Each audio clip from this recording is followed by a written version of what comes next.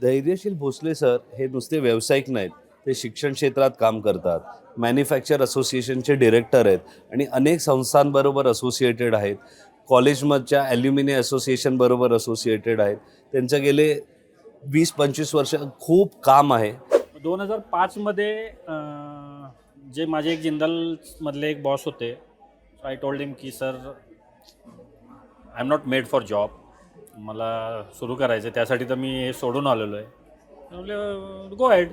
म्हणलं काही दिसतच नाही, फायनान्शियल हे नाही आहे, काय सुरू करायचं हे माहीत नाही आहे. म्हणजे देख धैर्या, शुरू कर. आई एम डैम श्योर कि तू फेल नहीं होगा. अगर इन केस फेल होता है, बैग भर, मेरे ड्रॉअर में तेरे लिए अपॉइंटमेंट लेटर है. ओहो.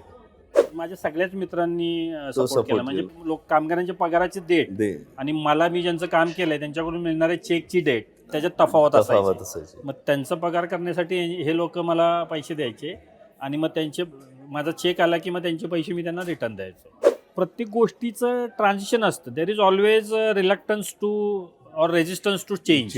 येस. मग त्यामुळं जेव्हा सगळे आमच्याकडे येतात, अरे ए आयमुळं नोकऱ्या जाणार, फाईन जाणार आहेत थोड्या. But then unless and until you upgrade your self or update your self, how are you going to cope up with that situation. मी ज्यावेळी साताऱ्याला परत आल्यानंतर थोडं हे झाल्यानंतर आम्ही ॲल्युमिनाय असोसिएशनची फॉर्मेशन केली होती. हेतू हा होता की जे वेल सेटल्ड विद्यार्थी आहेत त्यांना थोडं गायडन्स मिळावं, ग्रूमिंग व्हावं. आणि सगळ्यात महत्त्वाचं म्हणजे रयतचं जे एक ब्रीदवाक्य आहे, कमवा व शिका. त्याच्याच धर्तीवर आम्ही इंजिनिअरिंग कॉलेजमध्ये गरीब विद्यार्थ्यांसाठीचं ॲल्युमिनायशनच्या माध्यमातून आम्ही एक फंड सुरू केला. मॅन्युफॅक्चरेशन ऑफ साताराच्या माध्यमातून आम्ही we try to be a bridge between government and or the statutory bodies and industries किंवा bridge between industry and institutes. पुढे साताराला कसं घडताना बघताय तुम्ही? Satara is rising. Satara is rising. सुरुवातीला मी जसं सांगितलं तसं की आमचा हा जो काही पश्चिम महाराष्ट्राचा बेल्ट आहे हा ॲग्रो बेस्ड होता. हळूहळू ट्रान्झिशन सुरू झालं. तर आत्ता सातारा जिल्ह्यामध्ये एक्झिस्टिंग 13 इंडस्ट्रियल एरियाज आहेत. काही युवकांची बोलणं झालं, त्याच्यात एखाद दोन इन्फ्लुएन्सर पण होते. त्यांचं असं म्हणणं होतं की साताऱ्यामध्ये युवकांसाठी अपॉर्च्युनिटीज कमी आहे, म्हणून जास्त पुणे आणि मुंबईकडे आणि बाकी शहरांकडे त्यांचं जाणं आहे. मॅन्युफॅक्चर असोसिएशन ऑफ साताराच्या माध्यमातून आम्ही 2023 साली पश्चिम महाराष्ट्रातलं सर्वात मोठं इंडस्ट्रियल एक्झिबिशन साताऱ्यामध्ये भरवलं होतं. पुन्हा मुंबई, कोल्हापूर, अहमदनगर, औरंगाबाद, गुजरातमधल्या काही कंपन्या तिथं आल्या होत्या.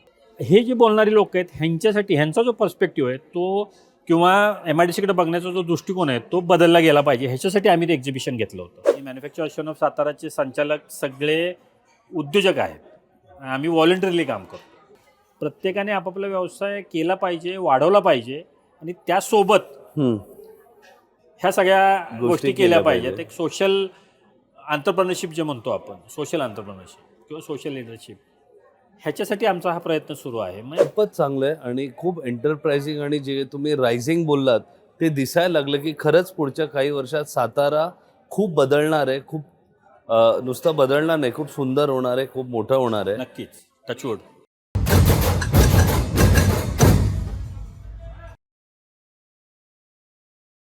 आज आपल्यासोबत अजून एक व्यावसायिक आहेत, धैर्यशील भोसले सर. धैर्यशील भोसले सर हे नुसते व्यावसायिक नाहीत, ते शिक्षण क्षेत्रात काम करतात.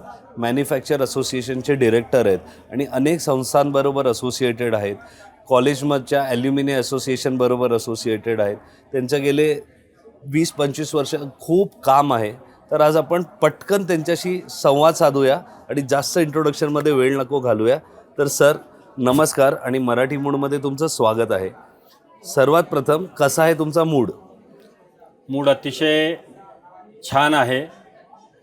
साहित्य संमेलनाचं हे जे काही वातावरण, हा जो काही माहोल किंवा कुंभमेळा साताऱ्यामध्ये भरला आहे सारस्वतांचा, त्याच्यामध्ये खरं तर मराठी मूड, शंतनू, तुम्ही आणि तुमच्या टीमचं सर्वांचं स्वागत, येणाऱ्या सगळ्यांचं स्वागत. आणि या ठिकाणी मला बोलवलं याचा मला खरोखर आनंद झालेला आहे. कारण असं एक जनरल पर्स्पेक्टिव्ह असतं की उद्योजक म्हटलं की थोडा साहित्याचा काही संबंध येत नाही आहे. पण साहित्य संमेलनाचं पेट्रनसुद्धा आमचे एक उद्योजकच आहेत त्यामुळं त्याचाही खूप अभिमान आहे आम्हाला. आणि शंतनू, खरं तर खूप खूप धन्यवाद मराठी मूडमध्ये मला इन्व्हाइट केल्याबद्दल. थँक्यू. नाही ना, तुमच्यासारखे लोक येतात तेव्हाच आमचा चॅनल आम्ही बोलू शकतो की बघा आमचे गेस्ट कसे आहेत, आणि चॅनल मोठा आमचे गेस्ट करतात, ते येतात त्यांचा एक्सपिरियन्स. तर सर सुरुवात करूया. तुम्ही सातारा इंजिनिअरिंगमधून इंजिनिअरिंग केली, जिंदालमध्ये जसं तुम्ही बोला तिकडून तुमची सुरुवातही झाली, आणि आज एवढ्या वर्षाचा प्रवास, आज MIDCचे तुम्ही असोसिएशनचे हेड वगैरे आहात. सुरुवात करूया सातारा इंजिनिअरिंगपासून. कसं होतं आयुष्य 20 वर्षापूर्वी साताऱ्याच्या एका इंजिनिअरिंगच्या विद्यार्थ्याचं? 1994मध्ये मी इंजिनिअरिंग पासआउट केलं. Karmaveer Bhaurao Patil college of engineering आणि पॉलिटेक्निक राज्य शिक्षण संस्थेचं एकमेव कॉलेज आहे या पश्चिम महाराष्ट्रातलं इंजिनिअरिंग कॉलेज. त्यांच्या खूप शाळा आणि कॉलेजेस आहेत, पण इंजिनिअरिंग कॉलेज एवढं एकमेवच आहे. आणि त्यातून मी 94मध्ये BE प्रोडक्शन केलं.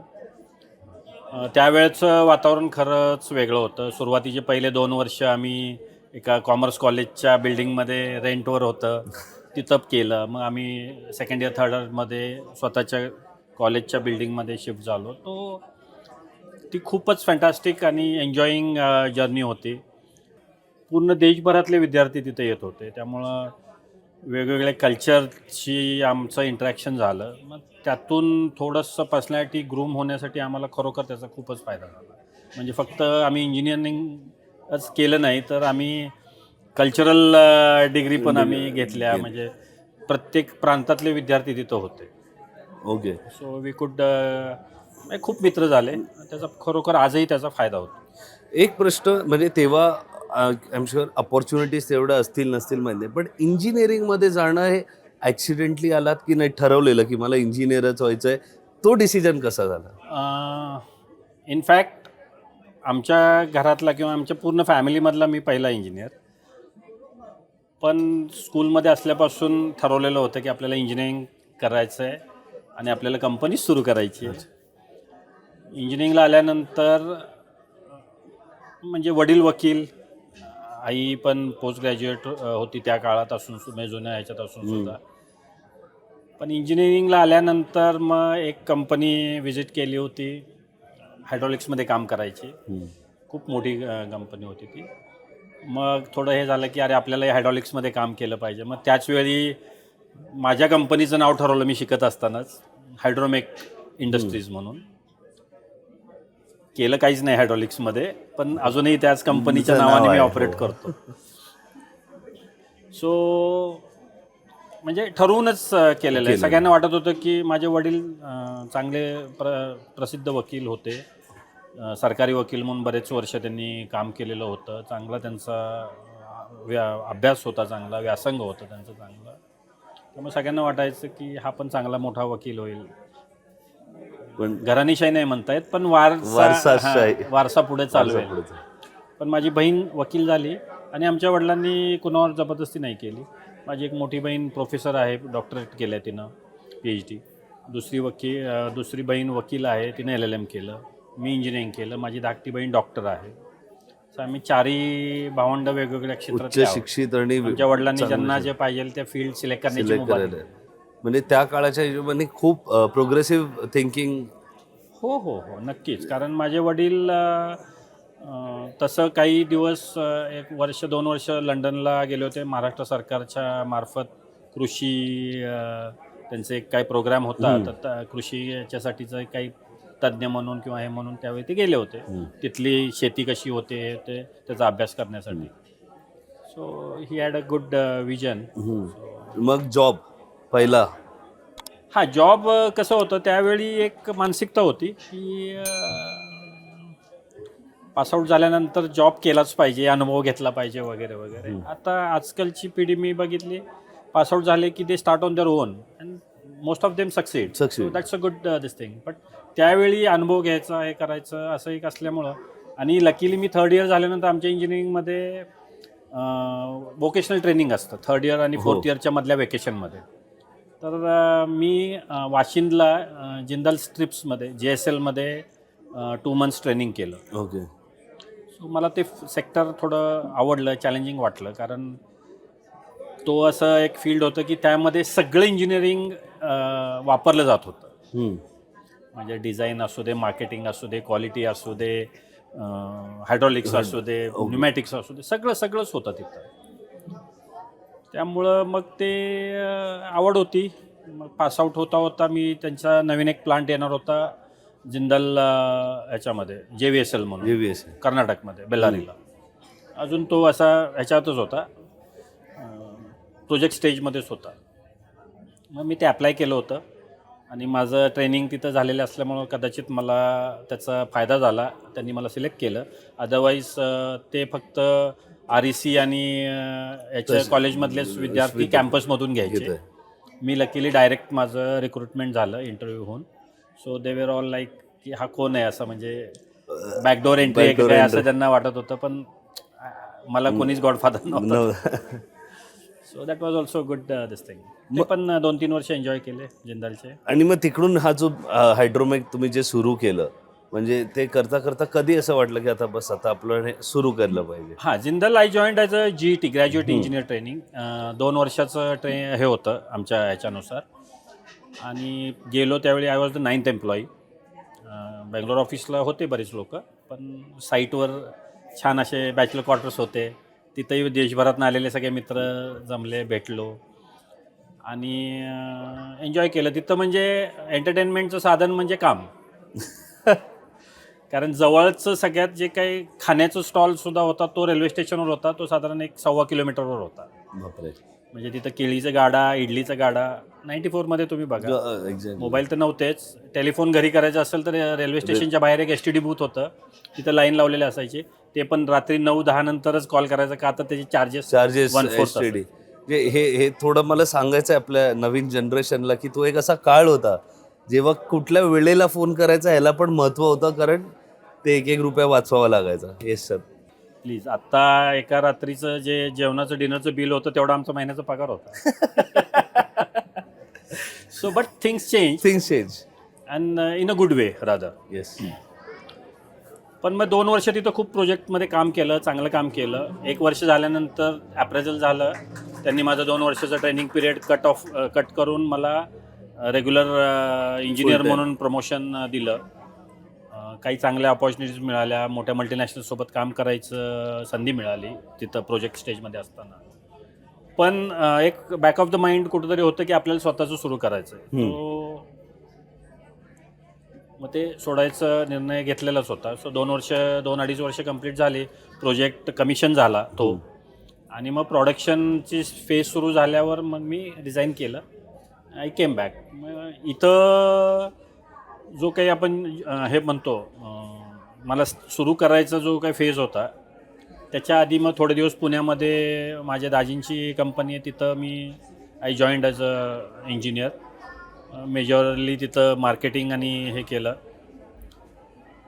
1-1.5 वर्ष तिथं काम केलं. मग साताऱ्याला आलो. मग त्यांचे जे काही प्रॉडक्ट होते त्यात मध्ये मग मेंटेनन्सची कामं करायचो. त्यांचे जे प्रॉडक्ट्स होते त्याचं हायड्रॉलिक्सचं वगैरे मेंटेनन्स, म्हणजे थोडंसं कुठंतरी हाऊस भागवून घेतो. हायड्रॉलिक्स ते मनात राहिलेलं आहे. बट इन 2000 माझा एक जवळचा मित्र आहे सुजित मुथा. त्याचं स्वतःचं एक मशीन शॉप होतं मोठं. साताऱ्यातलं मोठं घराणं आहे ते औद्योगिक ह्याच्यामधलं. तर त्याची डीलरशिप पण होती, automobile dealership. So he said की ओके फाईन, अजून तुझं काहीच फिक्स नाही आहे, मग ॲज इट इज तू साताऱ्यात सेट व्हायचं ठरवलेलंच आहेस, तर why don't you join me. अच्छा. मलाही सपोर्ट मिळेल, हे होईल. So we went on discussing for say around 6 months 8 months. तो माझा एकदम बेस्ट फ्रेंड, म्हणजे फाफे म्हणता तुम्ही, फास्ट फ्रेंड. सो आम्ही ते हे केलं. मग त्याच्यामुळं असं झालं की मी त्याच्यासोबत 5 वर्ष काम केलं. पण मग त्या ह्याच्यामध्ये कुठेही मालक आणि हे एम्प्लॉई असं खटके उडाले किंवा हे झालं असं हे नाही झालं. ऑफिस ह्याच्यामध्ये we use to maintain the decorum. Correct. आणि 5-5:30 झाले की तो यायचा, माझ्या केबिनला नॉक करायचा, चला 6 वाजले. मग गाडी काढायची, दोघं गाडीवर बसून मग चहा प्यायला किंवा राऊंड मारायला जायचो.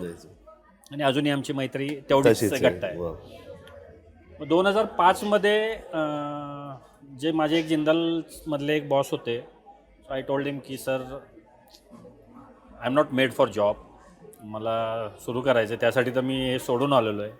म्हणलं गो हेड. म्हणलं काही दिसतच नाही, फायनान्शियल हे नाही आहे, काय सुरू करायचं हे माहीत नाही आहे. म्हणजे देख धैर्या, शुरू कर, आई एम डैम श्योर कि तू फेल नहीं होगा. अगर इन केस फेल होता है बैग भर, मेरे ड्रॉअर में तेरे लिए अपॉइंटमेंट लेटर है. ओहो ओहो. सो त्यांना तो माझ्यावर तेवढा विश्वास होता आणि मला त्यांच्या त्या शब्दामुळं कम्फर्ट मिळाला. आणि I talk with my friend की आता मला सुरू करायचं आहे. मला ठीक आहे, फाईन, पण ॲब्रप्टली रिझाईन करू नको. तू तुझं चालू कर, निम्मा दिवस इकडं निम्मा दिवस तिकडं कर, थोडं सेट हो आणि मग म्हणजे तोपर्यंत तुला इकडचं सॅलरीचं सपोर्ट मिळेल, असं त्याची भावना होती. ते मलाही पटलं नाही. आय मूड म्हणजे सांगायला आनंद वाटतो, मी ज्यावेळी हे घेतलं फॅक्टरी, एक शेड रेंटवर घेतली, तर त्यासाठी लागणारं टेबल चेअरपासून सगळं त्या माझ्या मित्राने दिलं. म्हणजे जिंदालमधले ते तुमचे जे बॉस आणि एक मित्र हा पैशाचा नसेल पण एक जो मानसिक सपोर्ट होता तो तिकडून नाही, निघाला. तो सपोर्ट माझ्या घरातून पण मिळाला. घरचे तर आहे पण माझे एक दाजी असतील दोन्ही मोठे, अच्छा. आई वडिलांचा तर असतोच. पण माझ्या सगळ्याच मित्रांनी support सपोर्ट केला. म्हणजे केला. पहिले काही दिवस माझे 1-2 मित्र होते जवळचे, नाव घ्यायला नको कारण ते परत त्यांनाही थोडं सगळ्यांची नावं घ्यायला लागली तर नाही त्यांनाही ते कदाचित हे करणार, कारण त्यांनी मित्र म्हणून हे केलेलं. पहिले काही महिने पगाराच्या आधी त्यांच्याकडून मी पैसे आणायचो, कारण पगाराची कामगारांच्या पगाराची डेट आणि मला मी ज्यांचं काम केलंय त्यांच्याकडून मिळणाऱ्या चेकची डेट त्याच्यात तफावत असायची. मग त्यांचा पगार करण्यासाठी हे लोक मला पैसे द्यायचे आणि मग माझा चेक आला की मग त्यांचे पैसे मी त्यांना रिटर्न द्यायचो. हे असं हळूहळू आज हे बोलायला खूप गोड वाटते पण तेव्हा तो एक स्ट्रगल आणि एक मानसिक ताण असेलच कुठेतरी ते सेट होईपर्यंत, की नव्हतं? आज सुद्धा तसं असतं. म्हणजे थिंग्स आर नॉट चेंज, अच्छा. ओनली थिंग इज रिसोर्सेस मुबलक झालेत आता. हो. आणि आत्ताची मुलं थोडी स्मार्ट आहेत. ते सगळे प्रोज कॉन्स ह्याचा अभ्यास करतात, हे करतात. आम्ही त्यावेळी ब्लाइंडली कदाचित पडत होतो. आताची मुलं थोडं practically, so that's a good point rather. म्हणजे मी नवीन मुलं बघतो, म्हणजे ते फर्स्ट जनरेशनचे असू दे, सेकंड जनरेशनचे असू दे, ते कम प्रिपेअर्ड. सो इकडून आता MIDC आणि मॅन्युफॅक्चरर असोसिएशन. हां, मग 2005मध्ये मी सुरू केल्यानंतर साधारण 2010-2012मध्ये मॅन्युफॅक्चरर्स असोसिएशन ऑफ सातारा मी जॉईन केलं ॲज अ मेंबर आणि डिरेक्टर. 2012मध्ये डिरेक्टर झालो. मॅन्युफॅक्चर असोसिएशन ऑफ सातारा ही तुमची आपण काय म्हणू शकतो की सातारा जिल्ह्यातल्या उद्योजकांची असोसिएशन, हां, एक ॲपेक्स बॉडी आहे. Apex body. आणि 1975मध्ये आमची MIDC सुरू झाली. 1987 साली एका पत्र्याच्या शेडमध्ये जे काही फर्स्ट जनरेशनचे उद्योजक होते ते आले. कोणी साताऱ्याच्या बाहेरून आलेले होते, काही साताऱ्यातले होते. अशा 20-25-30 लोकांनी मिळून ती सुरू केली. ऑफिस असं नव्हतंच, कुठंतरी कुणाच्या तरी शेडमध्ये बसायचं, मिटिंग्स करायच्या, उद्योजकांना ज्या येणाऱ्या अडचणीत त्या शासन दरबारी मांडायच्या, असं तेव्हापासून ते सुरू झालं. आणि त्याला त्यांनी एक ते फॉर्मल स्वरूप दिलं. ते पहिल्यांदा सुरुवातीला 4 वर्षाचा टेन्युअर होता त्या बॉडीचा, नंतर मग ते चेंज होऊन एव्हरी 2 इयर्स ती बॉडी चेंज गेली. 2012 साली मी पहिल्यांदा संचालक झालो. तेव्हापासून आजपर्यंत मी तिथं डायरेक्टर म्हणून काम करतो आहे. 2016 साली मी सेक्रेटरी म्हणून असोसिएशनची जबाबदारी घेतली. त्यानंतर सलग 8 वर्ष म्हणजे 4 टर्म्स मी सेक्रेटरी म्हणून काम केलं. मग कसं आहे की नवीन टीम्स तयार झाल्या पाहिजेत, नवीन लिडरशिप तयार झाली पाहिजे, सगळ्यांना इन्व्हॉल्व करता आलं पाहिजे. याच्यासाठी कारण कसं असतं की may be I was doing good job as a secretary, त्यामुळे येणाऱ्या प्रत्येक अध्यक्षाला वाटायचं की हाच आपला सेक्रेटरी असतो. सो मग ह्या वर्षी माझे दुसरे मित्र म्हणजे आमचे अध्यक्ष आहेत आणि दुसरा मित्र माझा सचिव झाला, he is also doing good job.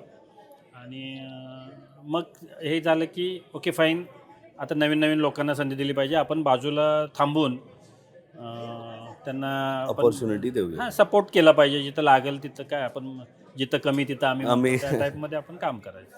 मग MIDC आज जी आहे साताऱ्याची, काय सर्वात जास्त like what is Satara non for in terms of industries, और सर्वात जास्त काय इंडस्ट्री आहे तिथे? 2-3 गोष्टी आहेत. म्हणजे जर सुरुवातीपासून बघायला गेलं तर सातारा म्हटलो आपण, किंवा सातारा, सांगली, कोल्हापूर हा रिजन जर म्हटलो तर तो ॲग्रो बेस्ट. Agro best. त्यामुळं पश्चिम महाराष्ट्र, सातारा, सांगली, कोल्हापूर म्हटलं की साखर कारखाना. पण ते साखर कारखान्याकडं ते एक म्हणजे राजकीय किंवा ह्या दृष्टीनं बघितलं जातं. पण साखर कारखाना ॲज अ इंडस्ट्री जर बघितलं तर हे ट्रिमंडस एक फॅन्टॅस्टिक हे आहे ते. म्हणजे प्रोसेस जो आहे तो सगळा, सगळ्या प्रकारचं इंजिनिअरिंग तिथं वापरलं जातं. करेक्ट. कुठल्याही मोठ्या म्हणजे सिमेंट इंडस्ट्री असू दे, कुठलीही असू दे, तशीच साखर कारखान्यातही ते सूतगिरणी असू दे तसंच आहे ते. कोल्हापूरमध्ये फाउंड्री सेगमेंट त्यावेळी स्ट्रॉंग होता. साताऱ्यामध्ये पहिल्यापासून सातारा वॉज सर्व्हिस ओरिएंटेड. सुरुवातीला महाराष्ट्र स्कूटर्स होते, प्रिया त्या साताऱ्यामध्ये बनायचे. त्यामुळं, आणि अरिस्टोकॅट एक मोठी होती. तर बरेचसे जे नवीन उद्योग आले ते ह्यांचे वेंडर्स म्हणून आले. ओके. देन तुम्ही त्याच्यापेक्षा जुनी इंडस्ट्री आमची म्हणजे कुपर इंडस्ट्री. ती आमची पायोनियर इंडस्ट्री म्हटलं तरी काय वावगं ठरणार नाही. म्हणजे सातारा रोड असू दे, इथं असू दे, they are our one of the pillars of our association or our Satara industrial area.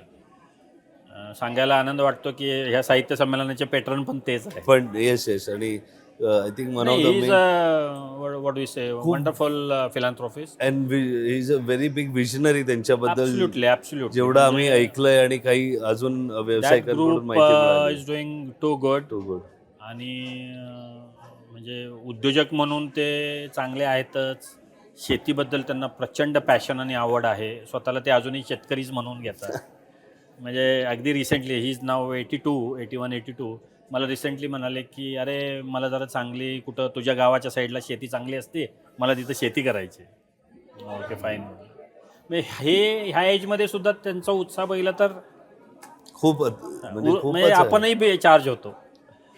आणि तुमचं मूळ प्रश्नाकडं जर उत्तर द्यायचं झालं तर मी मुद्दाम असं हे काय सांगितलं तर आमची ही मिक्स्ड हे आहे सातारा MIDC. काही कालांतराने MSL बंद झाली, अरिस्टोकॅट शिफ्ट झाली.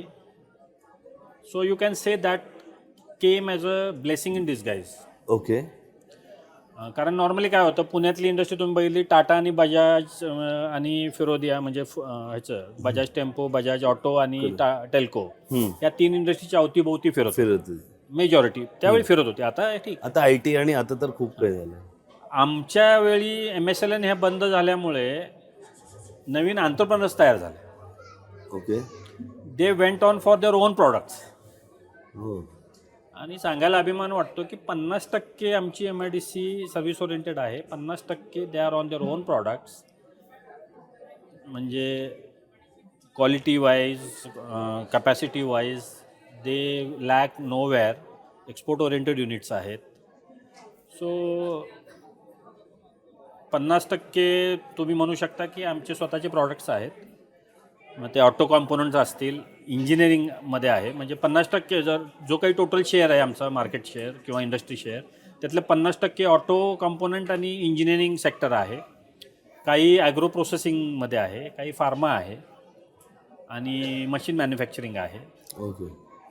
फूड आणि फार्मा आहे, फूड प्रोसेसिंग आहे. आमचे काही फूड प्रॉडक्ट्स साताऱ्यातले खूप फेमस आहेत. म्हणजे MIDCमध्ये असतील, आउट ऑफ MIDC असतील. काय आमचा सातारचा कंदी पेढा तर आहेच. तुम्ही त्याचं वेगळं पॉडकास्टच करू शकता. इतकं आम्ही केला पण आहे पॉडकास्ट आणि आम्ही जिओ टॅगिंग पण आता करतोय. हो, आम्ही सांगू तेच मोदीचे जे कंदी पेढे आहेत ते आपले स्नॅक पार्टनरही आहेत. तर आज आपण जे पेढे आपल्या समोर आहेत आणि आपण ते सो त्याला it also goes a long way. So that is also one of the old industry of Satara. तर पण आमच्याकडे एक मिक्स कल्चर आहे. सो मॅन्युफॅक्चरेशन ऑफ साताराच्या माध्यमातून आम्ही we try to be a bridge between government and or the statutory bodies and industries. किंवा bridge between industry and institutes, hmm. जे एज्युकेशनल इन्स्टिट्यूट्स आहेत, याच्यामध्ये पण आम्ही सो ही सायकल म्हणजे इंडस्ट्री आहे, गव्हर्नमेंट आहे, इन्स्टिट्यूट, जो टॅलेंट आहे तो सगळ्या इन्स्टिट्यूटमधून घेतला जातो इकडे प्रॉपर. म्हणजे ती सायकल, कारण मुंबई आणि त्या भागात जर जास्त बघितलं तर कामची आहे भाई, जो मिल रहा है ले लो, आणि मग आम्ही शिकवू, माणूस हवा आहे. नाही. आता कसं डिमांड जास्त आहे झालंय की तर हे आधी चालत होतं, हां, आता स्किल्ड एम्प्लॉई जर मिळाला तर दे गो फॉर दॅट. आज पुण्यातले बरेचसे काही आय टीमधले आमचे मित्र ज्यांचे स्वतःचे युनिट आहेत, they are willing to come down to Satara. ते त्यांचं म्हणणं की अरे आमच्याकडचे मेजॉरिटी एम्प्लॉई सातारा सांगलीचे आहेत आणि दे आर वंडरफुल. तर मग we are thinking of coming down to Satara, की जेणेकरून आम्हाला तो जो वर्क पूल आहे, रिसोर्सचा जो पूल आहे, तो आम्हाला रेडिली अवेलेबल होईल आणि आमची इन्फ्रास्ट्रक्चर आणि जो सेटअप कॉस्ट आहे ती निम्म्यापेक्षा कमी येईल. ॲब्सोल्युटली. इकडूनच मला आपल्या एज्युकेशनकडे, कारण तुम्ही एज्युकेशन, ॲल्युमिनाय असोसिएशन आणि त्या क्षेत्रात पण खूप काम करताय, असो सगळ्या कॉलेजच्या ह्याच्यावर पण आहात. काय बोललेलं सर आपण, ॲल्युमिनी असोसिएशनमध्ये आहात. हां, तर ते कसं आता इकडून म्हणजे बिझनेसपासून इथपर्यंत श्रेय कर्मवीर अण्णांना जातं. सातारा किंवा पश्चिम महाराष्ट्रामध्ये जे काही शैक्षणिक चळवळ उभी राहिली त्याचं श्रेय कर्मवीर अण्णांना जातं. त्यांनी रयत शिक्षण संस्थेची स्थापना केली. घराघरातून मुलं जबरदस्तीने गोड बोलून आणून सुरुवातीला शिकवली. त्यांच्यानंतर ते जे काही वेगवेगळे कॉलेजेस काढले, शासनातले बरेचशी लोक त्यांच्याशी जोडली गेली. नंतर संस्थेचा खरोखर त्यांचं जे हे आहे त्याच्याप्रमाणे संस्थेचा वटवृक्ष झाला. हो. आणि त्याच्या सावलीत अनेक छोटे झाडं आहेत, ती सुद्धा मोठे झाले. सो ती जी काही शैक्षणिक चळवळणी झाली त्या माध्यमातून लकीली, म्हणजे फक्त आमच्या सेक्टरपुरतं बोलायचं झालं तर संस्थेचं एकमेव इंजिनिअरिंग कॉलेज साताऱ्यामध्ये झालं. आणि साधारण 1981 साली पहिली बॅच त्याची सुरू झाली. त्यावेळी माझ्या मते वसंतदादा पाटलांची ती जी काही त्यांनी जी पॉलिसी केली होती, त्यामुळे प्रायव्हेट कॉलेजेससाठी त्याच्या माध्यमातून रयतचं कॉलेज सुरू झालं आणि मग हळूहळू हे झालं आणि त्याचा बेनिफिट झाला. नाही, तुम्ही आज जे ॲल्युमिनी असोसिएशन, मी 94ला पासआउट झाल्यानंतर साधारण 2004मध्ये मी ज्यावेळी साताऱ्याला परत आल्यानंतर थोडं हे झाल्यानंतर आम्ही ॲल्युमिनी असोसिएशनची फॉर्मेशन केली होती. हेतू हा होता की जे वेल सेटल्ड विद्यार्थी आहेत त्यांना थोडं गायडन्स मिळावं, ग्रूमिंग व्हावं. कारण एक गोष्ट आमच्या अशी लक्षात आली होती की सातारा, सांगली, कोल्हापूर आमच्या ह्या भागातली मुलं टेक्निकली सुपिरियर आहेत, पण कम्युनिकेशन स्किल्समध्ये थोडीशी कुठं आम्ही मागं पडत होतो. ओके. आणि ह्याची जाणीव आम्हाला जास्त, मला वैयक्तिकरित्या जास्त का नाही जाणवली, तर मी इंजिनिअरिंगला असल्यामुळं सगळीकडची, मी तुम्हाला मगाशी सांगितलं, मग सगळीकडची मुलं आल्यामुळं आमचं इंटरॅक्शन आणि ह्याच्यामुळं नाही म्हटलं तरी आमचं ग्रूमिंग झालं, एक्सपोजर मिळालं. ही संधी सगळ्यांना नाही मिळाली. बरोबर. सो काहीतरी काम करायचं, नॉलेज इन्क्युबेटर करायचं माझं कॉलेजला असल्यापासून डोक्यात होतं. आणि मग फर्स्ट स्टेप आम्ही ते ॲल्युमिनी असोसिएशनचं फॉर्मेशन केलं. मग त्याच्या माध्यमातून मग गेट टुगेदर घ्यायचे. आणि सगळ्यात महत्त्वाचं म्हणजे रयतचं जे एक ब्रीदवाक्य आहे, कमवा व शिका, त्याच्याच धर्तीवर आम्ही इंजिनिअरिंग कॉलेजमध्ये गरीब विद्यार्थ्यांसाठीचं ॲल्युमिनी असोसिएशनच्या माध्यमातून आम्ही एक फंड सुरू केला की जे विद्यार्थी खरोखर जेन्युन आहेत, ज्यांना काम करायचं, शिकायचं आहे, इंजिनिअरिंग करायचं आहे, पण परिस्थिती अभावी ते शिकू शकत नाहीत, त्यांची फी आणि ह्याची जबाबदारी ॲल्युमिनी असोसिएशन घेत होते. पण आम्हाला लिमिटेशन्स होत्या, त्यामुळं मग आम्ही थोडं बाबा सुरुवातीला 1-2-3 विद्यार्थ्यांचीच करायचं असं, पण त्याच्यामध्ये आम्ही कुठलाही हस्तक्षेप ठेवला नाही. अच्छा. आम्ही असं केलं की त्या विद्यार्थ्यांनी त्यांच्या हेड ऑफ द डिपार्टमेंटकडं ॲप्लिकेशन करायचं, त्यांनी त्याचं पडताळणी करून रेकमेंडेशन करून प्रिन्सिपलला हे करायचं, आणि प्रिन्सिपलने रेकमेंड केलं की मग आम्ही, मग इरेस्पेक्टिव्ह ऑफ तो कुठल्या ब्रांचचा आहे त्याच्यावर आम्ही काय हे नाही ठेवलं. मग आज असे किती स्टुडंट्स आहेत ज्यांना आपले? भरपूर आहेत. फक्त आम्ही त्यांच्याकडून एवढीच अपेक्षा ठेवली की तुम्ही स्वतःच्या पायावर उभं राहिल्यानंतर तुम्ही नवीन विद्यार्थ्यांना मदत करा. पण हे खूप छान कॉन्सेप्ट आणि कॉन्सेप्ट नाही तर तुम्ही तर रियालिटी करून टाकली आहे. आणि बरीच विद्यार्थी स्वतःहून हे करतात. म्हणजे आमचे माजी विद्यार्थी अनेक आहेत. आता जवळपास आमच्या कॉलेजचे 30,000 माजी विद्यार्थी आहेत. सगळ्यांशी काही आम्ही संपर्कात नाही आहे. पण पूर येऊ दे, करोना असू दे, काही असू दे, अनेक विद्यार्थी मदत करतात आणि ते मदत केल्यानंतर ती जी कुठली संस्था असते किंवा हे असते ते फोन करून आम्हाला सांगतात, अरे ते तुमचा विद्यार्थी असा असा होता, त्यांनी आम्हाला मदत केली. ही मुलं आम्हाला सांगत पण नाही. म्हणजे हे कौतुकास्पद आहे. म्हणजे खरंच कौतुकास्पद आहे. आणि हे ते जे काही माहोल आम्ही ज्या ह्याच्यामध्ये शिकलो कर्मवीरांच्या ह्याच्यामध्ये, ते त्याच्यामुळंच आहे. आपण MIDC बद्दल बोललो, एज्युकेशन याच्याबद्दल बोललो. आज तुमचा जो एक्सपिरियन्स आहे, आज तुम्ही बघताय स्टुडंट्स पण येत आहेत MIDC, पुढे साताराला कसं घडताना बघताय तुम्ही? आता AI आलंय, टेक्नॉलॉजी आली आहे, अपॉर्च्युनिटीज पण वाढल्या आहेत. तुम्ही आज त्या पोझिशनला आहे की तुम्ही ते बघू पण शकताय अपॉर्च्युनिटीज येताना आणि तुम्हाला साताऱ्याची स्ट्रेंथ पण माहिती आहे काय.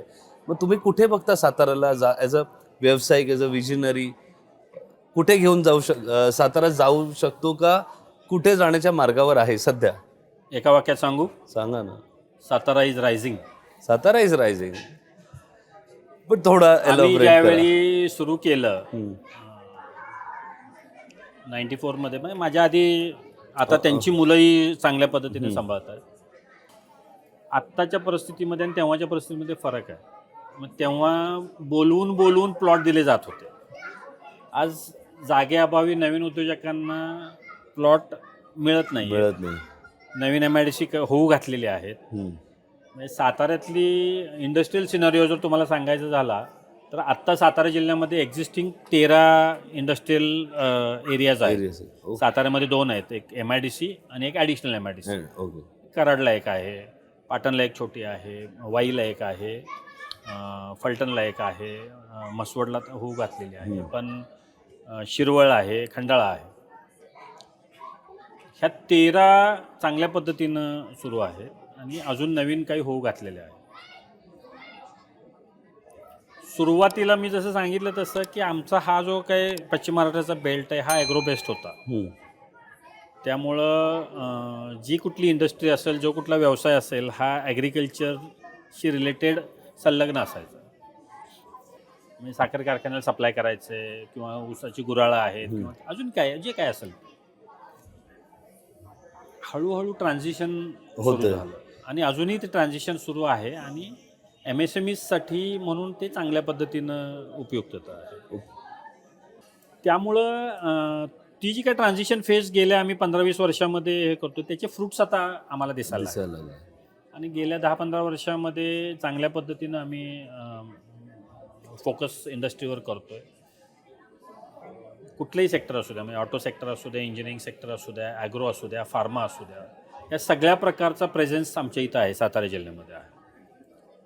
इन्फ्रास्ट्रक्चर हळूहळू चांगल्या पद्धतीनं होतं. सुरुवातीला फार काही चांगलं होतं अशातला भाग नाही खूप वर्षापूर्वी, पण ओव्हर द पिरियड आता MIDC सुदैवानं खरं सांगायचं तर आमचे जे स्थानिक राजकीय नेतृत्व आहे त्यांचंही आम्हाला चांगलं सहकार्य असतं. इतके दिवस असं सिनारिओ होतो की आम्ही अडचण घेऊन त्यांच्याकडे जायची आणि मग शिवेंद्रराजे असू देत किंवा उदयन महाराज असू देत, त्यांनी आमची अडचण सोडवण्यासाठी पुढाकार घ्यायचा, करून द्यायचं. फडणवीस साहेबांची भेट घालून द्यायची किंवा त्याच्या आधीचे जे कोणी आहेत त्यांच्याशी भेट घालून द्यायची. हे अशा पद्धतीनं होत होतं. नाव आता असा एक तो म्हणजे इंडस्ट्रीमध्ये जसं ट्रान्झिशन झालेलं आहे तसं आमच्या ह्याच्यामध्ये पण नेतृत्वाने पण स्वतःला अशा पद्धतीनं हे केलं आहे. नाव हे हॅज कम फॉरवर्ड. आपल्या साहित्य संमेलनाचे स्वागताध्यक्ष जे आहेत सार्वजनिक बांधकाम मंत्री Shivendraraje Bhosale, he has taken good initiatives आणि त्यांनी नवीन नवीन गोष्टी होण्यासाठी म्हणून स्वतःहून पुढाकार घेतलेला आहे. So we are really happy. आणि मग त्याला लागणारं जे काही आमच्याकडून जे काही 2 सेंट्स म्हणतो आपण तसे आम्ही आमच्या देत असतो. नाहीतर आम्ही कायम त्यांच्याकडे मागण्या घेऊनच जातो. होतो. आता अशी परिस्थिती आलेली आहे की ते म्हणतात, अरे धैर्यशील आपल्याला हे करायचं, हे करायचं, ते करायचं, काय त्याच्यासाठी काय करायला लागतं याची तयारी तुम्ही करा. म्हणजे लिडरशिप कडून तो इनिशिएटिव्ह आल्यामुळे नक्की आलेला आहे, नक्की ग्रोथ आलेला आहे. प्रोपेल आणि म्हणजे छोट्या छोट्या गोष्टी असतात. म्हणजे आपण म्हणतो राजकीय अनास्था असते वगैरे, पण आम्हाला खरं सांगायचं तर त्याची कधी झळ बसली जळ बसली नाही. नाही. रादर त्या लोकांचं आम्हाला संरक्षण कवच आहे. मला इकडे एक विचारायचं आहे, आपण हे सगळं चांगल्या ज्या गोष्टी बोललो, पण एक MIDC आणि याच्यात चॅलेंजेस म्हणजे काय, चॅलेंजेस काय आहेत?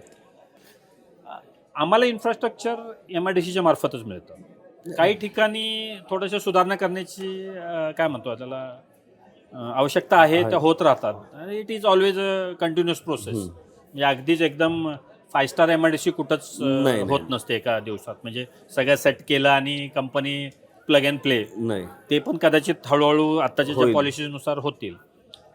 We have got a very dynamic industries minister. म्हणजे गेल्या 2-3 वर्षामध्ये आपल्या राज्याचे जे उद्योगमंत्री आहेत उदय सामंत साहेब, त्यांनी आम्हाला प्रचंड सहकार्य केलं. म्हणजे आम्हाला साताऱ्यालाच असं नाही, आमच्या ज्या महाराष्ट्रातल्या ज्या काही असोसिएशन्स आहेत ज्या यासाठी काम करतात त्या प्रत्येकाचं तेच फिलिंग आहे. आत्ता स्टेट लेवलला काम करणारे जे प्रशासकीय अधिकारी आहेत, इंडस्ट्री सेक्रेटरी अनबलगन असतील किंवा आमचे MIDCचे CEO वेलरसो असतील, they are very positive. So they are coming up with good this thing. आत्ता रिसेंटलीच महाराष्ट्राची नवीन इंडस्ट्रीज पॉलिसी डिक्लेअर झालेली आहे. त्याच्यातही चांगल्या काही गोष्टी, नवीन MSMEसाठीचा सपोर्ट, एक्सपोर्ट प्रमोशनसाठीचा सपोर्ट, ह्याच्यावर चांगला त्यांनी फोकस केलेला आहे. इन्फ्रास्ट्रक्चरमध्ये सुधारणा व्हायला पाहिजे. सगळ्यात मोठं आमचं चॅलेंज आहे साताऱ्यातल्या MIDCचं बोलायचं झालं तर, आम्हाला नवीन जागासाठी शिवेंद्रराजे प्रयत्न करतायत. आमचे कोरेगाव मतदारसंघाचे आमचे आमदार आहेत महेश शिंदे, ते पण ते स्वतः उद्योजक आहेत, त्यामुळे त्यांचंही चांगल्या पद्धतीने सहकार्य असतं. तर जागा चांगली जरा नवीन जर MIDCसाठी प्रयत्न चालू आहे, ते जर झालं तर अजून काही नवीन उद्योग चांगले येतील, नवीन रोजगार निर्मिती होईल. आणि कुठल्याही शहराचा विकास हा MIDC कशी डेव्हलप होती त्याच्यावर असतो. बरोबर. उद्योग आला, डेव्हलप झालं की सगळं रिअल इस्टेट डेव्हलप होती, इन्फ्रास्ट्रक्चर डेव्हलप होतं, फ्लॅट्स वाढत आहेत, घरं वाढत आहेत, शाळा वाढतात, गार्डन्स वाढत आहेत, थिएटर वाढत आहेत, हॉटेलिंग वाढतंय, हॉस्पिटल्स वाढतात, सगळंच वाढतं.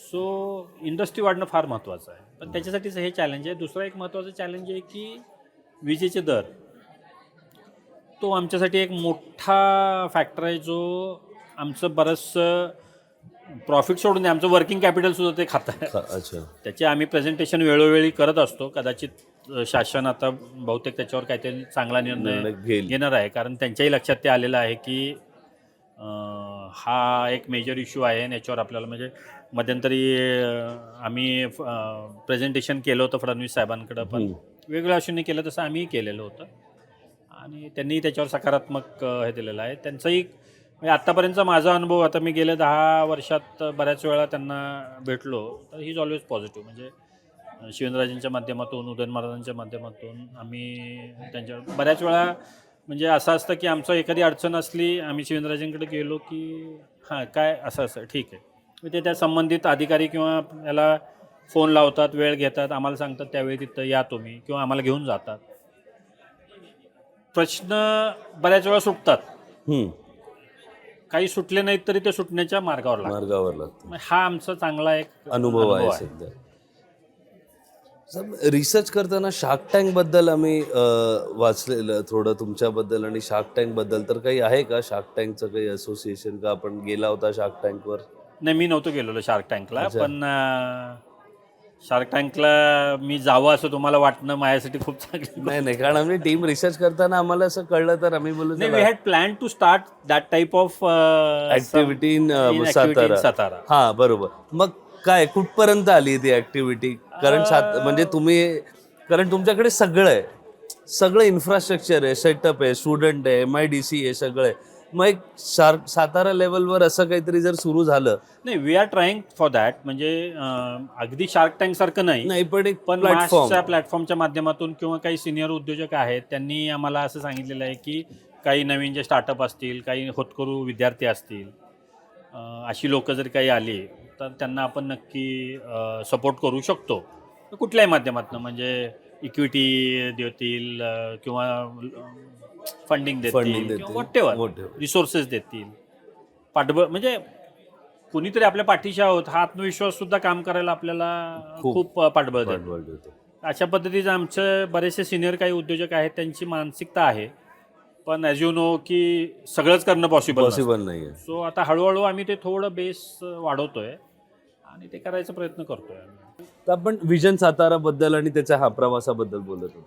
तर मी मगाशी जसं सांगितलं तसं की ॲग्रो बेस इंडस्ट्री साताराची बेसिक होती, त्याच्यातून ती ट्रान्झिशन फेज होऊन इंडस्ट्रीयल वेगवेगळ्या सेक्टरमध्ये, मग ते ऑटो कॉम्पोनंट असू दे, इंजिनिअरिंग असू दे, ॲग्रिकल्चर इक्विपमेंट मॅन्युफॅक्चरिंग असू दे, कारण इतके दिवस शेती होत होती पण त्याची अवजार बाहेरून येत होती, ती इथं बनायला सुरुवात झाली. हे किर्लोस्करांनी सुरू केले, कुपरनी 100 वर्षापूर्वी नांगराचा फाळ बनवला होता. असे काही अपवाद सोडले तर बाकी बऱ्यापैकी बाहेरून पंजाब किंवा इकडून काही येत होते, पण ते सगळं मॅन्युफॅक्चरिंग सुरू झालं. फार्मा कंपनी साताऱ्यामध्ये चांगल्या आहेत, सिप्लाचं पण एक युनिट इथं आहे. अशा पद्धतीचं हळूहळू ट्रान्झिशन व्हायला लागलं. शिरवळ खंडाळा भागामध्ये चांगलं एक मोठं इंडस्ट्रीयल SEZ उभं राहिलं. ओके. तिथं चांगल्या कंपनी आल्या मोठ्या मोठ्या आणि त्यातून चांगला रोजगार मिळाला, नवीन प्रॉडक्ट्स आले. मग हे सगळं होत असताना हळूहळू तो जो आपण म्हणतो की जुन्या काळी लेथ होते, आता CNC आले, तशाच प्रोसेसेसमध्ये किंवा ह्याच्यामध्ये काही नवीन कन्सेप्ट्स यायला लागले. मग लीनचे कन्सेप्ट असतील, कायझन कन्सेप्ट असतील आपल्या प्रॉडक्टिव्हिटी वाढवण्यासाठीचं, मग त्याचं ट्रेनिंग आलं, अवेअरनेस आलं. त्यामुळं प्रत्येक गोष्टीचं ट्रान्झिशन असतं. There is always reluctance to or resistance to change. Yes. मग त्यामुळं जेव्हा सगळे आमच्याकडे येतात, अरे AI मुळं नोकऱ्या जाणार, AI मुळं नोकऱ्या जाणार, फाईन, जाणार आहेत थोड्या, but then unless and until you upgrade your self or update your self, how are you going to cope up with that situation. मग AIचा तोटाबद्दल बोलण्यापेक्षा AIचा जो मॅक्सिमम फायदा आहे त्याच्यावर जास्त फोकस केलेलं कधीही चांगलं ना. कॉम्प्युटरमुळं क्लार्कच्या नोकऱ्या गेल्या का? नाही गेलेल्या, उलट जास्त जनरेट झालं. सुरुवातीला थोड्या कमी झाल्या असतील, पण परत ते सर्ज आलं. Same is going to happen with AI. But for that you have to get your self updated. मग इंडस्ट्री 4.0 असू दे, हे असू दे. तुम्हाला सांगायचं राहून गेलं, शासनाच्या चांगल्या स्कीम्स या बाबतीत आहेत, पण त्या इम्प्लिमेंटेशन पण इम्प्लिमेंट होण्यासाठी सुद्धा आता खूप आहेत. इम्प्लिमेंट होण्यासाठी पण शासन स्तरावर आता त्याचं चांगलं, आणि त्यामध्ये आमच्या हे जे असोसिएशन्स आहेत ह्या खूप चांगला मोलाचा रोल प्ले करत आहे. आता साधं उदाहरण द्यायचं झालं तर महाराष्ट्र शासन जागतिक बँकेच्या सहकार्याने केंद्र सरकारने एक रॅम्प नावाची एक स्कीम दिलेली आहे, रेझिंग अँड ॲक्सिलरेटिंग MSME परफॉर्मन्स. म्हणजे लघु उद्योग जे आहेत, लघु आणि मध्यम उद्योजक जे आहेत, त्यांचा परफॉर्मन्स वाढण्यासाठी म्हणून ह्या स्कीम्स त्यांनी केल्या. त्याच्या अंडर ते असोसिएशन्सला किंवा त्या इम्प्लिमेंटिंग एजन्सीला आर्थिक सपोर्ट देत आहेत. त्या लोकांनी ह्या उद्योजकांपर्यंत पोचून, शासन सगळ्यांपर्यंत पोचू शकत नाही, तर त्यांच्यापर्यंत पोचून त्यांना वेगवेगळ्या विषयाचे ट्रेनिंग्स द्यायचे. मग ते GST आणि याच्याबद्दलचं अवेअरनेस असू दे, IPR बाबतचं अवेअरनेस असू दे, लीन क्लस्टर फॉर्म होतात. साताऱ्यामध्ये आम्ही 2014-16 साली केंद्र शासनाची हे आल्यानंतर सगळ्यात पहिले 5 लीन क्लस्टर केले. त्याचा फायदा एवढा झाला, म्हणजे जे ट्रेनिंग द्यायला कन्सल्टंट, मला जर कंपनीचं माझं परफॉर्मन्स वाढवायला मला 3 लाख रुपये देऊन हायर करायला लागला असता, मला ते पॉसिबल नाही आहे, त्यामुळे मी त्या वाटेलाच जात नाही. बरोबर. शासनाच्या या स्कीममध्ये 10 जणांचं एक क्लस्टर करून असे ग्रुप झाले. 10% मी भरायचे, 90% शासन भरणार आहे. मला ते 1.5 वर्ष सपोर्ट देणार आहे त्या ग्रुपला अख्ख्या. म्हणजे 0पासून माझी पाटी कोरी आहे, मी त्याच्यावर रेष मारण्यापासून मी मारलेली ती रेष बरोबर आहे का नाही हे सुद्धा ते लोक चेक करत होते. माझ्या इथले प्रोसेस, माझ्या इथलं कामगारांचं बोलणं, त्यांचं काम करण्याची पद्धत, क्वालिटीचे नॉर्म्स, ह्या सगळ्या गोष्टींमध्ये त्यांनी आम्हाला इतका सपोर्ट केला. आता परत एकदा आम्ही NPC नॅशनल प्रॉडक्टिव्हिटी काउन्सिलच्या माध्यमातून नवीन क्लस्टर्स फॉर्म करतो. ह्या शासनाच्या स्कीम आहेत, त्या इम्प्लिमेंट होणं, एक्झिक्यूट होणं फार गरजेचं आहे. ते झाल्या तर शासनाचा उद्दिष्ट सफल होतं असं आम्हाला वाटतं. स्टेट गव्हर्नमेंटची आता एक नवीन इंडस्ट्रियल पॉलिसी आलेली आहे, त्याच्यामध्ये त्यांनी एक्सपोर्ट प्रमोशनसाठीचं चांगलं सपोर्ट दिलेलं आहे. शासनाच्या आपल्या महाराष्ट्र शासनाच्या PSI स्कीम होत्या लोकांसाठीच्या, की जेणेकरून उद्योजकांना त्याचा परतावा मिळत होता, हे करत होतं. तर त्याची नवीन स्कीम आलेली आहे आता, त्याच्यातूनही चांगलं बेनिफिट मिळतो आहे उद्योजकांना. अशा अनेक स्कीम्स आहेत, DICच्या माध्यमातून, MIDCच्या माध्यमातून MSSIDCच्या माध्यमातून राबवल्या जातात.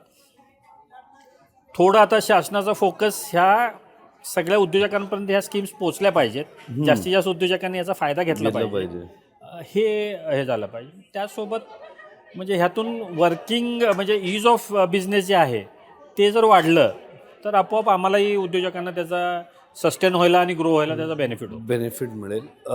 सर, एवढं छान छान स्कीम्स आणि तुम्ही सांगताय आणि त्या आज इम्प्लिमेंट पण होत आहेत, हे खूप चांगली गोष्ट आहे आणि हे तुमच्याकडूनच येतं आहे. ॲज अ चॅनल आम्ही सांगणं आणि तुमच्याकडून येणं त्याला खूप जास्त क्रेडिबिलिटी आहे. साताऱ्यामध्ये काही दिवस आम्ही होतो, काही युवकांशी बोलणं झालं, त्याच्यात एखाद 2 इन्फ्लुएन्सर पण होते. त्यांचं असं म्हणणं होतं की साताऱ्यामध्ये युवकांसाठी अपॉर्च्युनिटीज कमी आहे, म्हणून जास्त पुणे आणि मुंबईकडे आणि बाकी शहरांकडे त्यांचं जाणं आहे. क्रिटिसाइज त्यांना पूर्णपणे न करता कितपत हे खरं आहे आणि ह्या कारण तुम्ही त्या पोझिशनमध्ये आहात की हे बदलण्याचं एक कॅपॅसिटी आहे तुम्ही आणि तुमचे जे असोसिएशन आहे त्याच्यामध्ये, त्याबद्दल तुम्हाला काय सांगायचं? हे 100% जेवढं सत्य नाही आहे तेवढं 100% असत्य पण नाही आहे. थोडंसं व्हॅलिड आहे पॉईंट हा, थोडासा. जेवढा त्याचा हाईप केला जातो तसा नाही आहे. एक उद्योजक म्हणून किंवा एक असोसिएशनचा पदाधिकारी म्हणून, सक्रिय पदाधिकारी, मी एवढं नक्की सांगू शकतो की साताऱ्यात अपॉर्च्युनिटीज आहेत. म्हणजे मी जिल्ह्याचं तर बोलतच नाही, फक्त सातारा शहराच्या लगत जे काही 2 MIDC आहेत त्याच्यामध्ये जवळजवळ 900 ते 1000 उद्योजक गेले 30-40 वर्ष चांगल्या पद्धतीने व्यवसाय करत आहेत. मग ते काहीतरी अपॉर्च्युनिटी आहेत म्हणूनच टिकलेत ना. बरोबर. त्यांनी नुसतं उद्योग सुरू नाही केलेला, त्यांनी वाढवलाय पण. त्यांनी नवीन रोजगार निर्मिती केलेली आहे. कितीतरी त्यांचे कामगार, एकेका कंपनीमध्ये, काही कंपनी आमच्या अशा आहेत जिथं 1,500 2,000 हजार कामगार काम करतात. म्हणजे एक कंपनी 2000 कुटुंबांचा आधार आहे. म्हणजे तुम्ही त्याच्यावरून त्याची व्याप्ती बघा. नोकरी नाही आहे, आम्हाला काम नाही आहे, साताऱ्यात काय आहे म्हणणं सोपं आहे. ठीक आहे, सुधारणा व्हायला वाव नक्कीच आहे आणि आम्हालाही ते आवडेल आणि कोणाला आवडणार नाही. आम्हाला अजून जर मोठी नवीन MIDC मिळाली तर नवीन उद्योग येतील. बरोबर, चांगलं आहे, आमच्यासाठी पण चांगलं आहे. पण जे आहे ते सुद्धा चांगलं आहे, चांगल्या पद्धतीनं चालू आहे. जॉबचं म्हणला तर it is a cycle. Satara फक्त नाही, ऑल ओव्हर इंडिया किंवा all over world, people always tend to go towards good opportunity. ते जे काय स्थलांतर म्हणतो, मग ते पक्षी असू दे, प्राणी असू दे, नाही तर माणूस असू दे, स्थलांतर करतात. म्हणजे आमच्या इथं नेरच्या तलावाला दरवर्षी एका सीझनमध्ये असं सगळे पक्षी येऊन हे केलेले असतात. वर्षभर थांबतात का ते? नाही थांबत, ते 2च महिन्यासाठी येतात. खेड्यातला माणूस चांगल्या सुविधा आणि शिक्षण आणि ह्या सगळ्या गोष्टीसाठी तालुक्याच्या ठिकाणी येतो, तालुक्याचा माणूस जिल्ह्याच्या ठिकाणी येतो. साताऱ्यातला माणूस पुण्यात जातोय, मुंबईत जातोय, तो चांगल्या अपॉर्च्युनिटीसाठी जातोय. याचा अर्थ साताऱ्यात अपॉर्च्युनिटी नाही असं अजिबात नाही आहे. चांगलं वाईट हा इंडिव्हिज्युअल पर्स्पेक्टिव्ह. बरोबर. आज मी बेंगलोरमध्ये काम केलं, जिंदाल सारख्या मोठ्या कंपनीमध्ये मी काम करत होतो. ते सोडून मी साताऱ्यात येऊन गेले 20 वर्ष चांगल्या पद्धतीने व्यवसाय करतोय. माझा व्यवसाय लहान आहे का मोठा आहे हा विषय वेगळा आहे, पण मी व्यवसाय करतो. मी एक उद्योजक म्हणून तिथं ठामपणे माझे वेंडर्स, माझे कर्मचारी ह्यांच्या समवेत मी चांगल्या पद्धतीने काम करतो. सातारा MIDC मध्ये जर बघितलं तर बाहेरून सुद्धा अनेक उद्योजक येऊन त्यांनी साताऱ्यात हे केलं आणि ते गेल्या 30 वर्षामध्ये ते सातारकर झालेले. मग त्यांनी नावं ठेवायची का? पुण्यातले पण लोक आलेले आहेत साताऱ्यात, म्हणजे याचा अर्थ पुण्यात अपॉर्च्युनिटी नाही असं म्हणायचं का? बरं, आजची सिच्युएशन अशी आहे की पुण्यातल्या इंडस्ट्रीज साताऱ्यामध्ये येण्यासाठी मागतायत. काहींनी ऑलरेडी शिरवळ खंडाळामध्ये सुरू केलेलं आहे इन्व्हेस्टमेंट. का तर infrastructure cost, labour cost, travel time, logistics प्रचंड त्रासाचं झालेलं आहे. हां, सरकार त्याच्यावर काम करते, मला त्याच्याबद्दल काही बोलायचं नाही आहे, पण सातारासाठी हे प्लस पॉईंट आहे. हो खरंच आहे. मग काही काही लोक कोरेगावमधून वाईमधून किंवा ह्याच्यामधून साताऱ्यात आले, तसे काही लोक कोरेगावमधून साताऱ्यात नाही येतं, डायरेक्ट जर समजा US ला गेले असतील तर तो त्यांच्या ग्रोथसाठी गेले. ग्रोथसाठी गेले. इथं अवेलेबल अपॉर्च्युनिटी नाही म्हणून नाहीत गेलेले. हां, 20-21 वर्षापूर्वी तुम्ही म्हणला तर ठीक होतं, पण ओव्हरऑल इंडस्ट्रियल सिनारिओच तसा होता. तसं होतं. काही इंडस्ट्री काही सेगमेंट चांगले चालत होते. आता कसं झालेलं आहे, आता थोडा अवेअरनेस आलेला आहे.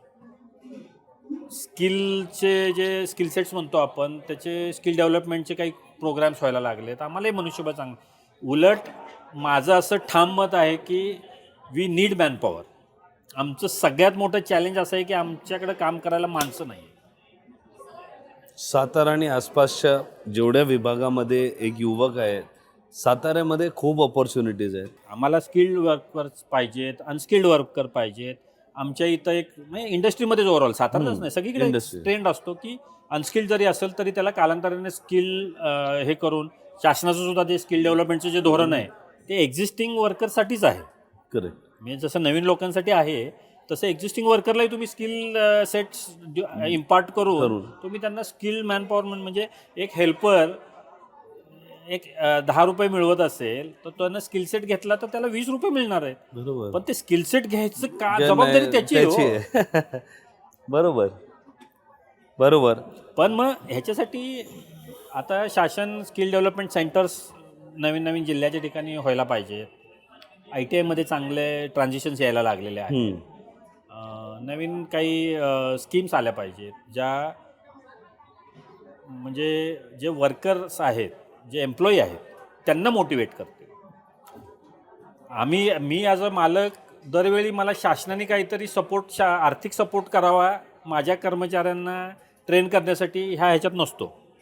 माझा कर्मचारी जर स्किल्ड असेल तर माझं प्रॉडक्ट चांगलं येतं आहे, माझं रिजेक्शन कमी होतं आहे, माझा फायदा येतो, माझी प्रॉडक्टिव्हिटी वाढते. पण इट हॅज टू कम. एका हाताने टाळी नाही वाजत.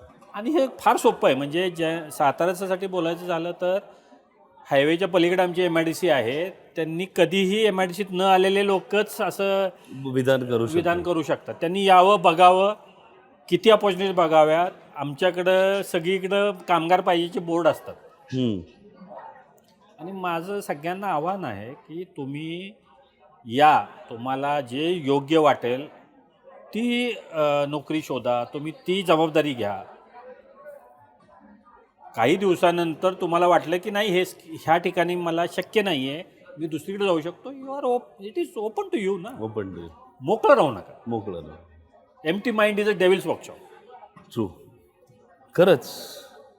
त्यामुळं आम्ही हे म्हणजे ठामपणे सांगू, म्हणजे साताऱ्यात काय आहे हेचं उत्तर देण्यासाठी म्हणूनच मॅन्युफॅक्चर असोसिएशन ऑफ साताराच्या माध्यमातून आम्ही 2023 साली पश्चिम महाराष्ट्रातलं सर्वात मोठं इंडस्ट्रियल एक्झिबिशन साताऱ्यामध्ये भरवलं होतं. यू वोंट बिलीव्ह, पुन्हा, मुंबई, कोल्हापूर, अहमदनगर, औरंगाबाद, गुजरातमधल्या काही कंपन्या तिथं आल्या होत्या. त्यांनी त्यांचे स्टॉल लावले होते. पण आम्ही प्राधान्यानं साताऱ्यातल्या इंडस्ट्रीला तिथं इन्व्हॉल्व करून घेतलं होतं की आम्हाला त्यातून बिझनेस वाढणारच होता, नेटवर्किंग वाढणारच होतं.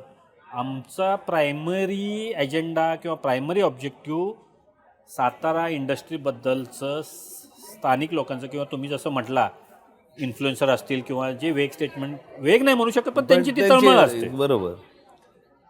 हे जे बोलणारी लोक आहेत ह्यांचा जो पर्स्पेक्टिव्ह आहे तो किंवा MIDCकडे बघण्याचा जो दृष्टिकोन आहे तो बदलला गेला पाहिजे. ह्याच्यासाठी आम्ही ते एक्झिबिशन घेतलं होतं. आणि यू वोंट बिलीव्ह, म्हणजे ठीक आहे आम्ही ऑर्गनायझर होतो म्हणून आम्ही स्वतःची पाठ थोपटून घेतो असं नाही, पण आलेल्या लोकांनी आम्हाला सांगितलं की अशा पद्धतीची एक्झिबिशन फक्त मुंबई, बेंगलोर, चेन्नई, हैदराबाद अशा ठिकाणीच होतात. बेंगलोरला होणारं जे इम्टेक्स वर्ल्ड क्लास आहे, तुमचं एक्झिबिशन म्हणजे मिनी इम्टेक्स आहे. आणि साताऱ्यात एवढे प्रॉडक्ट्स बनतात, एवढं काही काही बनतं आहे, हे अनेक लोकांना त्यावेळी त्याच्या माध्यमातून समजलं. अनेक पॅरेंट्स, विद्यार्थी तर आलेच, इंजिनिअरिंगचे विद्यार्थी भरपूर त्यांनी प्रतिसाद चांगला दिला लोकांनी. पण काही पॅरेंट्स सगळ्यांनी ज्यांनी व्हिजिट केलं त्यांनी बघितल्यानंतर माझी ठाम खात्री आहे की कुठलाही मुलगा घरात आता आपल्या पॅरेंट्ससमोर असं म्हणू शकत नाही आहे की साताऱ्यात ऑपॉर्च्युनिटी नाही आहेत, त्याला चांगला मार पडेल. ते म्हणतील एवढे सगळे आम्ही स्वतः बघून आलोय, हो एवढी ऑपॉर्च्युनिटी आहे, Y don't you try in Satara. हां, तुला अपग्रेड व्हायचंय तर तू बाहेर बाहेर जा, जा. पण साताऱ्यात संधीच नाहीये असं हे नाही. बोलणं चुकीचं आहे. आता हे एक्झिबिशन परत कधी आहे लवकर, म्हणजे आपल्या ऍक्च्युली ह्या वर्षी घेण्याचं अपेक्षित होतं, कारण दरवर्षी घेणं पॉसिबल शक्य नसतं. नाहीये. असं साधारण जर 2 वर्षानं किंवा 3 वर्षानं घ्यायचा आमचं मॅनेजमेंटचा एक निर्णय होता. तर ह्या वर्षी याच्या नगरपालिकाने याच्या इलेक्शन्स होत्या, साहित्य संमेलन वगैरे होतं. मग हा सगळा एवढ्या सिनारिओमध्ये ते करणं पॉसिबल नव्हतं, कारण एक्झिबिशन करायचं तर तुम्हालाही माहिती आहे की नियोजन करताना जी काही मॅनेजमेंट टीम आहे त्याला कमीत कमी एक 4-5 महिने पूर्ण वेळ द्यायला लागतो. बरोबर. आणि मॅन्युफॅक्चर असोसिएशन ऑफ साताराचे संचालक सगळे उद्योजक आहेत. आम्ही व्हॉलंटरीली काम करतो. We don't get paid. Correct. आम्ही व्हॉलंटरीली काम करतो. त्यामुळे आपला उद्योग सांभाळून प्रत्येकजण हे करतो. म्हणजे मला हाऊस आहे म्हणून मी सगळ्यांना ओढत न्यायचं असं चालत नाही. प्रत्येकाने आपापला व्यवसाय केला पाहिजे, वाढवला पाहिजे, आणि त्यासोबत ह्या सगळ्या गोष्टी केल्या पाहिजेत. एक सोशल एंटरप्रेन्योरशिप जे म्हणतो आपण, सोशल एंटरप्रेन्योरशिप किंवा सोशल लिडरशिप, ह्याच्यासाठी आमचा हा प्रयत्न सुरू आहे. म्हणजे मग त्या माध्यमातून मग आम्ही असे साहित्य संमेलन आमच्या बऱ्याच उद्योजकांनी मदत केली. 2 गोष्टी आहेत, एक आमची ती सोशल रिस्पॉन्सिबिलिटी आहे, आणि दुसरं हे साताऱ्यात होतं ह्याचा आम्हाला अभिमान. त्यामुळं आम्ही मदत केली. मी स्वतः इथं कार्यकर्ता स्वयंसेवक म्हणून जे पडेल ते काम, जे ऑर्गनायझिंग कमिटी, मी काही कमिटीत ऑर्गनायझिंग कमिटीमध्ये नाही आहे, जे पडेल ते काम मी करतोय. का तर हे आमच्यासाठी एक अभिमानाची गोष्ट आहे. 33 वर्षानंतर ज्यावेळी हे साताऱ्यात हे साहित्य संमेलन घडतं आहे, म्हणजे सातारा फक्त ऐतिहासिक आहे, मराठ्यांची राजधानी आहे वगैरे, हे जितकं सत्य आहे तितकंच तुम्ही जर साहित्याचा जर इतिहास काढला तर मॅक्सिमम साहित्यिक किंवा जे चांगल्या चांगल्या पद्धतीचे लेखक आणि हे आहेत, हे एक तर साताऱ्याच्या परिसरामधून झालेले आहेत, किंवा बाहेरचे जे चांगले चांगले लेखक आहेत त्या सगळ्यांना साताऱ्याने चांगलं भरभरून दिलं.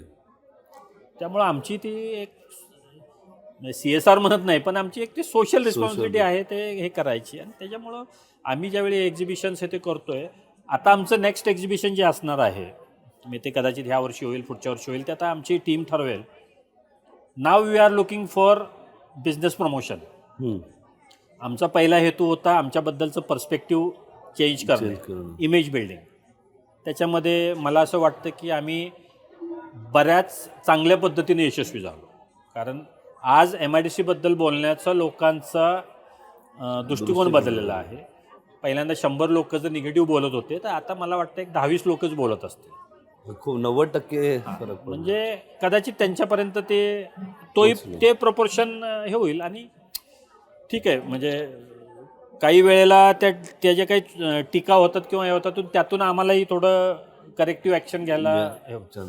तर आम्ही काही सरकार नाही आहे, आम्ही ब्रिज आहोत, उद्योजक आणि याच्यातला. म्हणजे त्यामुळं आम्ही ज्यावेळी नवीन MIDC झाली पाहिजे, नवीन IT हे झालं पाहिजे, IT पार्क झाले पाहिजे. आता सुरुवातीला काही लोक मी 2009 सालापासून आम्ही साताऱ्यात IT पार्क व्हावं यासाठी प्रयत्नशील होतो.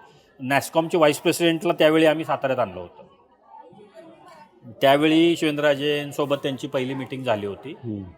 त्यावेळी शिवेंद्रराजेंनी तेव्हा पण सांगितलेलं होतं की जे काही तुम्हाला लागतंय त्याच्यासाठी जे काय म्हणजे सरकार दरबारी, शासन दरबारी तुम्हाला जे काय मदत पाहिजे किंवा हे पाहिजे, मी तुमच्यासोबत आहे. राजकीय परिस्थिती असेल किंवा वॉट एव्हर रिझन्स, इतके दिवस ती होऊ शकत नव्हती, पण आज अशी परिस्थिती आलेली आहे की त्यांनी सत्तेत आल्या आल्या उदयनराजे, शिवेंद्रसिंहराजे यांनी पाठपुरावा करून साताऱ्यासाठी IT पार्कचं नियोजन केलेलं आहे.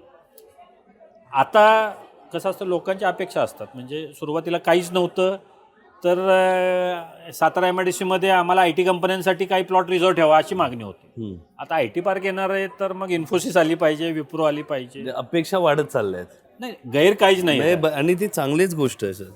आमचं असं म्हणणं आहे की चांगल्या मोठ्या कंपनी आल्या तर सोन्याहून पिवळं, पण ॲटलिस्ट त्यांचे सॅटेलाईट ऑफिसेस जरी आले तरी सातारा, सांगली, कोल्हापूर भागातली जी काही रिसोर्सेस आहेत, जे आठवड्यातून 2 दिवस किंवा 15 दिवसातनं 5 दिवस हायब्रिडमध्ये जे वर्क फ्रॉम होम काम करणारे असतात, ते पुण्याला जातात, मुंबईला जातात, ते साताऱ्यामध्ये रिपोर्टिंग रिपोर्ट करते.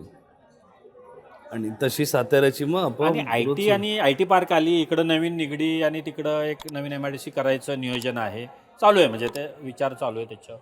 ते झालं की तुम्हाला 100% सांगतो की सातारचा चेहरा मोहरा पूर्ण बदलून जाणार.